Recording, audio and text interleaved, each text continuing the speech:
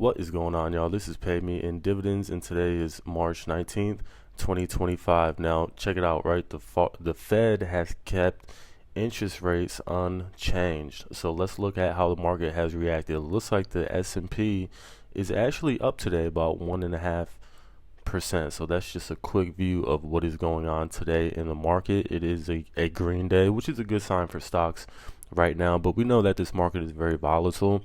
So there's still opportunity in the market. Again, if we look at the chart year to date, the S&P is still down about 2.5% year to date. So there is still opportunity in the market. But what I want to talk about today is this is pretty much a consolidation of the past couple of videos of the ETFs that I've spoke about.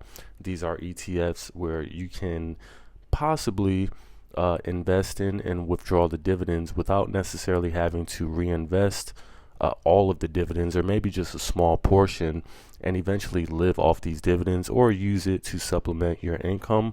And so again, this is just a consolidation of the past couple videos that we spoke about. So we have QQQI, we have SPYI, we have GPIC, GPIX, JEPQ, JEPI, and then we have three down here that I want to talk about as well. And here is the criteria. Now this is very general, very vague. This is not a definitive criteria, but it's just a couple bullet points that I think are important if you're looking to actually withdraw these dividends and use it to pay for expenses. So the first criteria, in my opinion, would be minimal to no NAV erosion, with also the possibility of capital appreciation, because you don't want your investment to erode over time while you're withdrawing those dividends, obviously, right?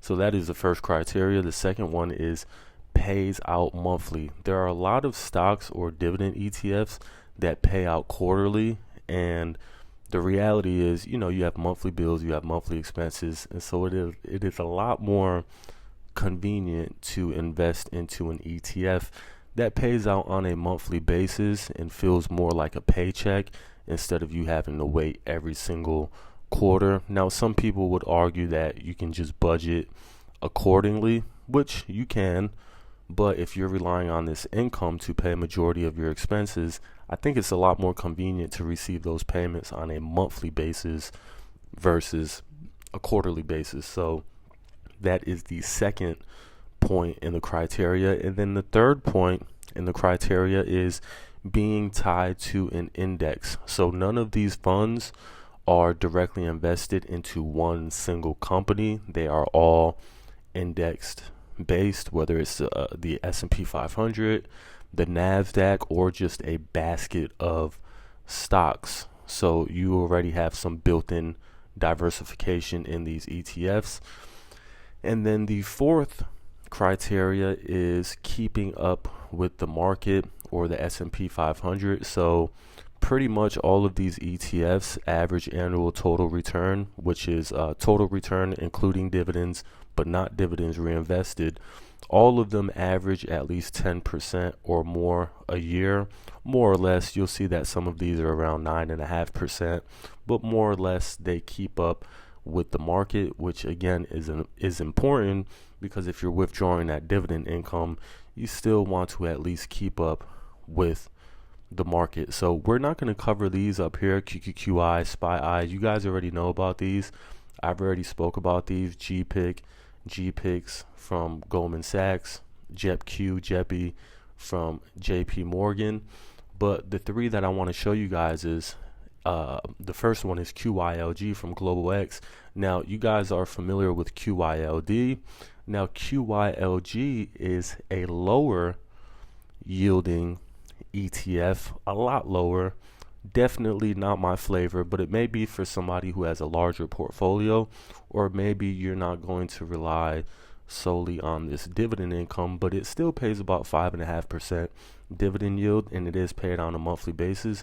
And the cool thing about this ETF is there is still growth. So you can see that this ETF follows a covered call strategy where the fund buys stocks in the NASDAQ 100 index and then writes call options on half of the portfolio. So they only perform options on 50% of the portfolio, and then the other half of the portfolio, they allow it to grow with the market. So you get some growth and you still get that income. The next one is DIVO from Amplify ETFs.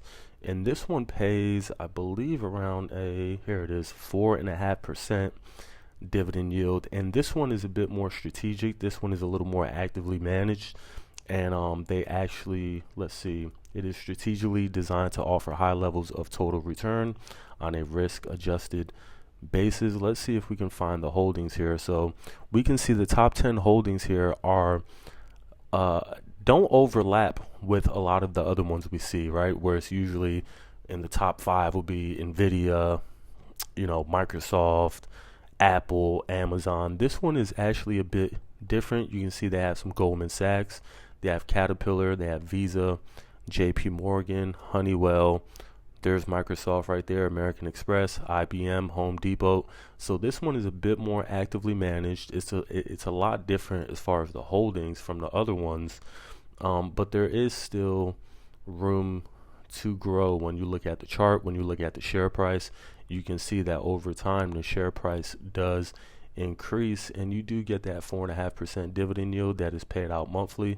Again, this is for people with, maybe larger portfolios, or maybe you have some other sources of income and you want to use some of this dividend income, but you still want your investment to grow. So the third one we're going to look at is SPYI, and these are kind of older dividend ETFs.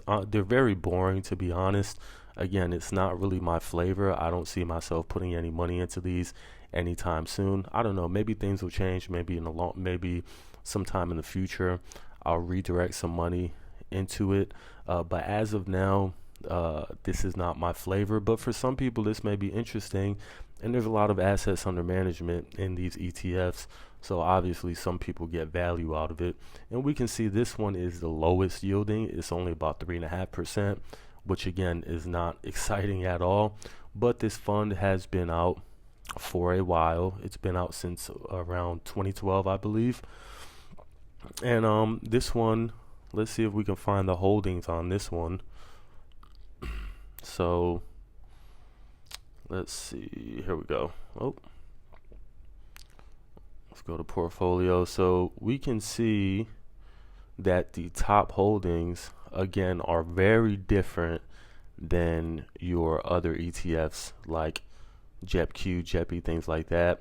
So this one has MO, which is the tobacco company. You have Verizon, you have Vici Properties, which is a property management company, I believe, in Nevada, Las Vegas. You have Pfizer, you have Old Realty. If you guys are into REITs, you guys know about Old Realty. You have AT&T. So this one is a lot different, gives you some different form of diversification. And again, the share price grows little by little, not much share price appreciation, but it does go up into the right over time, and it's actually very safe. As you can see, it's low volatility. Again, this is very, very boring, but I think it's worth mentioning because it's been out for quite some time, and obviously some people find use for it, some people find value for it. Again, my channel is about high yield dividends, but I understand that not everybody is looking for the highest yield. Some people are in different chapters in their life. Some people have more money to invest, some people have less money to invest, some people are solely dependent on this income, and some people it is just supplemental income. So I'm trying to give you guys a plethora of options just to get your wheels turning, just so you could put these things on your watch list or do your own due diligence and then figure out what it is that fits your needs. So I hope you guys like this channel. You guys let me know in the comments, what do you guys think about these ETFs? Again, we cover these ETFs all the time, from NEOS, from JEPQ, from Goldman Sachs. But let me know, what do you think about QYLG, DIVO, and SPYI? And is this something that you would consider investing in? As always, I appreciate you guys stopping by the channel, and I will catch you in the next video.